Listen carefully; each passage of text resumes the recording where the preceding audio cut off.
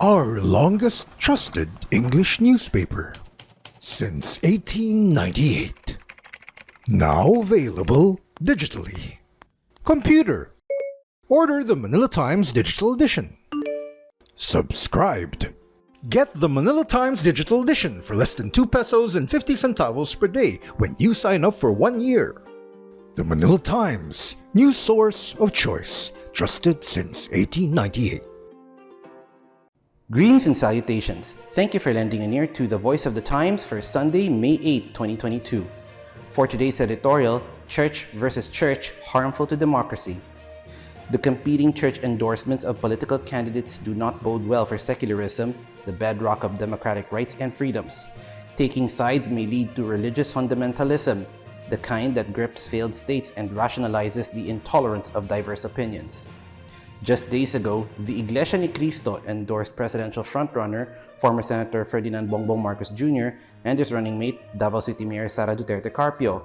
Meanwhile, the Clergy for the Moral Choice and other Catholic leaders came out for Vice President Maria Leonor Leni Robredo and her ticket mate, Senator Francisco Kiko Pangilinan. The INC move was expected. Politicians court its support during elections because of its command votes. In contrast, the Catholic Church is generally apolitical, although it influences public policies regardless of who sits as president.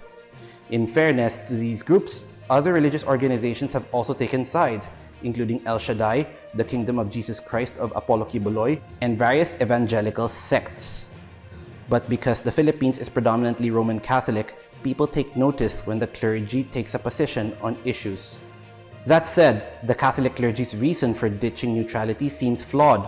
Many of them have explained that their political action is meant to oppose the candidacy of Mr. Marcos, simply because he is the son of the late President Ferdinand Marcos Sr. His critics hate any kind of tagging, yet ironically they call him a dictator and variations of that label. Thinking that one's political camp holds a monopoly on virtues while accusing a rival group of having none is dangerous. This is how religious fundamentalists in other countries rationalize terrorism and violence against others who do not share their beliefs. For all his and his family's faults, Mr. Marcos, the candidate, is not without virtues. The clergy and Mr. Robredo's camp may disagree with his pronouncements and even abhor his family's past, but the fact the Marcoses remain popular suggests that Mr. Marcos possesses something admirable, at least to some people. To attribute his popularity to supposedly lying, revising history, and trolls that brainwash voters is a terrible misreading of public sentiments. Besides, supporters of Mr. Marcos dispute the allegations against him, and experts have provided context and corrected false impressions. As such, the Catholic clergy may be out of touch with their flock. People, even the poor, are more intelligent and discerning than what they are given credit for by church leaders. As for the INC and the others, their endorsements seem fairly straightforward, which is to gain political power and influence. That is also problematic because that can skew public policies, giving the endorser an unfair advantage and special privileges.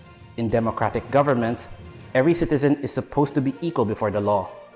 Another point to consider is that discarding or diminishing secularism may be harmful to democracy. Our political system guarantees freedom of expression precisely because free societies accommodate broad and even opposing views. People may tire of debates and look down on compromise, but those are hallmarks of a functioning democracy. We are not experts, but canon or religious law seems more rigid. There is no compromise between good or evil. No one wins debates with God, who is omniscient. That does not apply to matters of this world, where the laws of man rule instead. Granted, canon law does not allow church officials to engage in politics. The principle of separation of church and state pertains more to keeping the government from interfering with religious affairs, rather than the other way around. But the clergy should reflect on this old adage: just because they can does not mean they should. We prefer the church to remain neutral in elections and above politics. Too late now, though. Like it or not, election outcomes will disappoint some people. But as the saying goes, the voice of the people is the voice of God.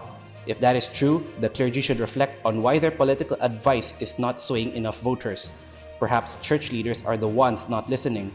Maybe because they do not like what they are hearing. And that's the editorial for Sunday, May 8, 2022. For more news and information, get a copy of the Manila Times on print, subscribe to its digital edition, or log on to www.manilatimes.net. Follow us on Twitter, Facebook, or Instagram, and listen to the Voice of the Times.